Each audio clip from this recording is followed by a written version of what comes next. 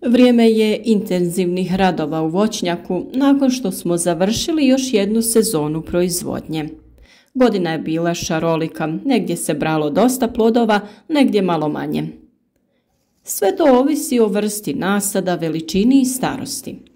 Naravno, tu postoje i mladi, tek zasađeni voćnjaci, ali i oni stari već više od 20 godina.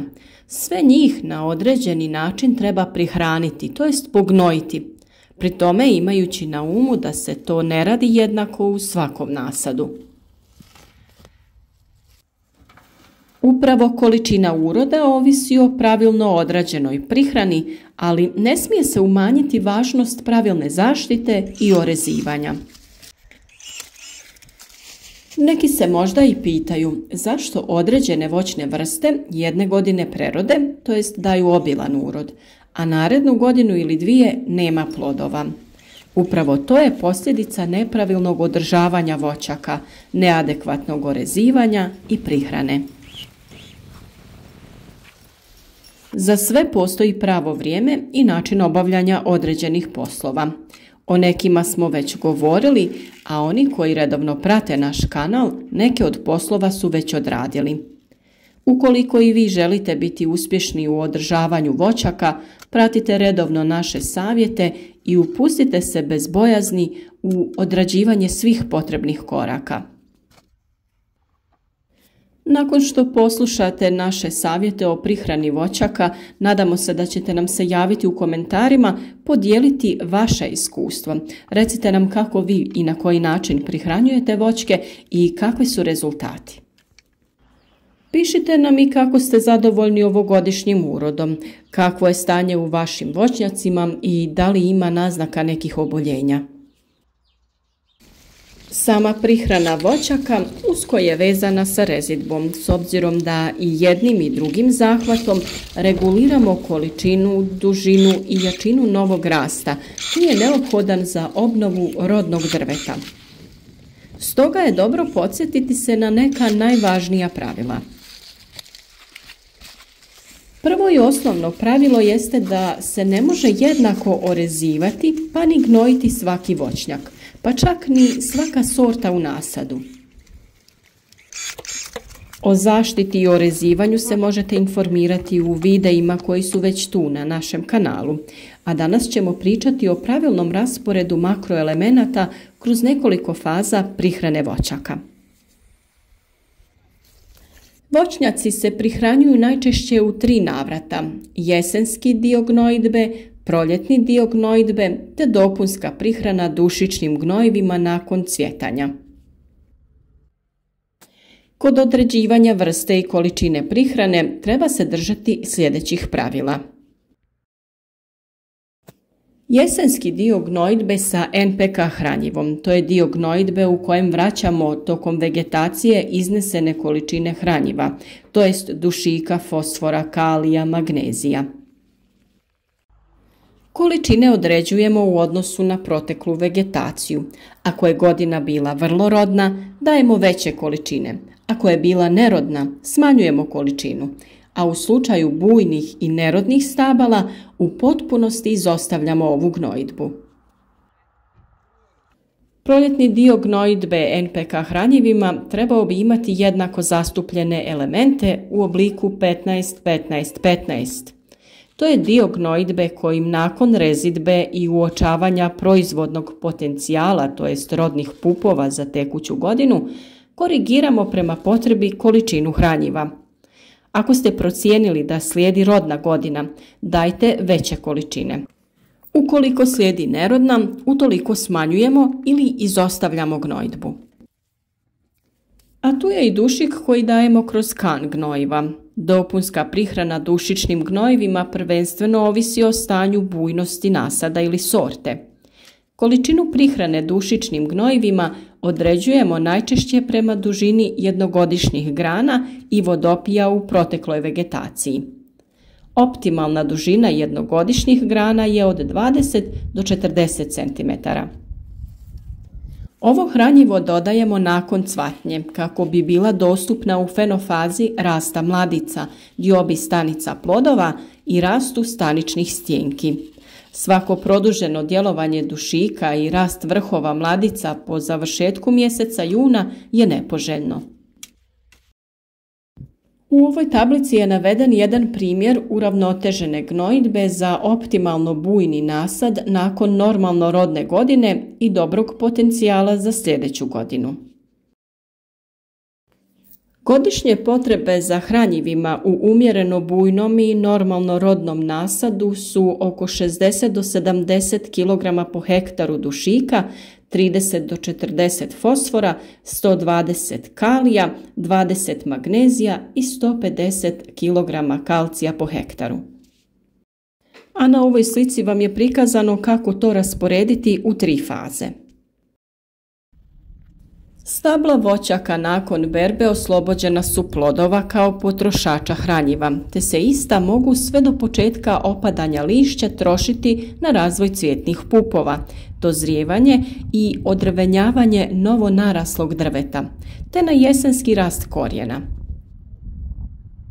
Jesenski rast korijena vrlo je važan jer u tom razdoblju korijen nema konkurenciju sa rastom nadzemnog dijela i može se adekvatno pripremiti za proljeće.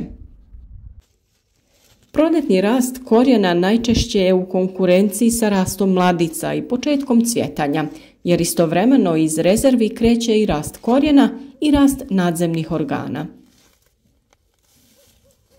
Aktivnost korijena odvija se samo na temperaturama tla iznad 8 do 10 stepeni Celzijusa. Stoga je od velike važnosti obaviti jesensku gnojidbu dok je tlo još toplo, čim prije po berbi, kako bi se uredno odvijala faza jesenskog rasta i obnove korijena. Što je voćnjak bio rodniji, iscrpljeniji, to je poželjno ranije obaviti jesenski dio gnojidbe. Hranom i unosom kisika u tlo, što se radi obradom, potrebno je osigurati jesensku obnovu i rast korijena kako bi voćka u proljeće mogla nesmetano krenuti u razvoj nadzemnog dijela. Fenofaze kao što su bubrenje pupoljaka, prolistavanje, cvjetanje i zametanje plodova odvijaju se uglavnom na osnovu rezervnih materija koje je voćka uskladištila u prethodnoj vegetaciji, kao i u razdoblju od završetka berbe do konačnog pada svih listova sa stabla.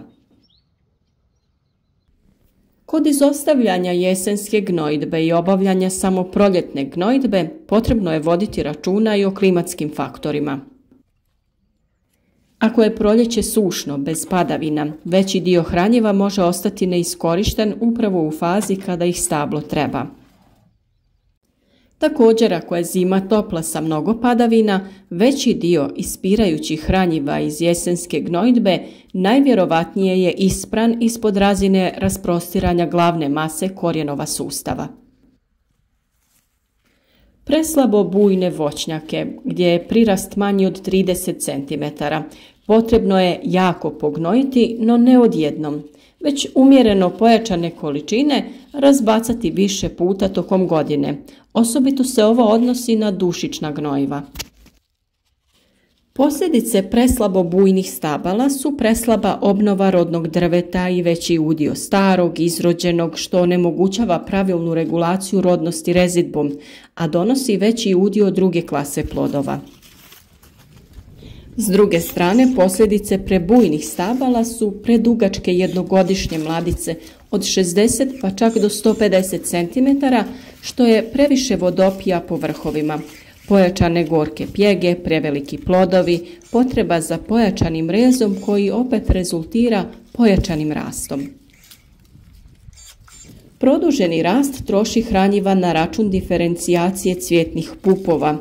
Tu su i veća osjetljivost na bolesti, otežana zaštita od bolesti i štetnika. Postoje toliko bujni voćnjaci da dužina jednogodišnjih mladica bude veća i od 1,5 metar, u kojima je potrebno izbjegavati bilo kakvu gnojidbu, naročito dušičnu. Postoje voćnjaci u kojima neke sorte treba gnojiti, a druge nije potrebno. Starije nasade, nisko cijepljene koji su prešli na svoj korijen, najčešće uopšte nije potrebno gnojiti sa dušičnim gnojivima. Neke su sorte bile rodne u ovoj godini, druge nisu. Postoje i voćnjaci u kojima su neki dijelovi preslabi, nema rasta jednogodišnjih mladica u zadovoljavajućoj mjeri, te ih je potrebno pojačano gnojiti i dohranjivati. Postoje i sorte koje genetski lakše same dolaze do dušika, te je njih potrebno manje prihranjivati dušičnim gnojivima poput zlatnog delišesa i Jona Gold jabuke. Bujnost sorte utječe i na bujnost podloge i obrnuto. Bujnija podloga daje jači korijen, a jači korijen daje više dušika. Stoga je staviti na traktor raspršivač gnojiva i cijeli voćnjak jednoliko pognojiti u ovakvim uslovima sasvim neprihvatljivo. U nekim voćnjacima stabla su različite bujnosti, stoga se takav voćnjak ne smije gnojiti razbacivanjem iste količine mineralnih gnojiva jednolično po čitavom nasadu. Preslaba stabla uvijek će dobivati manje nego što im je potrebno, a prebujna stabla uvijek više nego što im je potrebno. I u jednom i u drugom slučaju nastavljamo sa nepovoljnim uslovima za kvalitetan i količinski uredan prinos. Stoga je od velike važnosti da se gnojidba obavlja ručno, tako da svako stablo dobije sebi odgovarajuću količinu mineralnih gnojiva. Kada se voćnjak jednom uravnoteži, možemo nastaviti sa razbacivanjem nekim raspršivačem, ovisno o redu sorte, rodnosti, starosti i bujnosti. Vrlo je važno da se s vremena na vrijeme odradi analiza tla, to često preporučujemo. A kod uzimanja uzoraka tla za analizu u voćnjaku potrebno je voditi računa da uzorke uzimamo iz one zone koju prihranjujemo gnojivima. Po 10. godini od sadnje korijenov sustav rasprostire se već gotovo po čitavoj površini voćnjaka. Ne možemo uzorke za analizu uzimati sa prosjeka čitave površine, ako prihranjujemo rukom samo pod redovima stabala.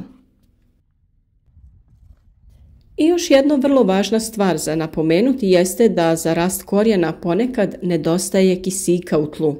I ne zaboravite da za rast korijena su potrebne 3 stvari: hrana, voda i kisik. Stoga je poželjno da tokom gnojidbe obavite podrivanje do 20 ili 30 cm kako bi se uz mineralna gnojiva za rast korijena doveo i kisik. Vlage u jesen najčešće i onako ima dovoljno. Nadamo se da će vam ovi savjeti biti korisni ukoliko ste bili u nedoumici koliko hranjiva je potrebno nadomjestiti voćkama kako bi naredna berba bila kvalitetna. Naravno, ne zaboravite pogledati i video savjete o zaštiti i o rezivanju, jer su to također ključni koraci u uspješnoj sezoni uzgoja. A također nemojte zaboraviti i naš rad podržati sa lajkom ili podijelite video sa prijateljima kako bi oni imali koristi od naših savjeta.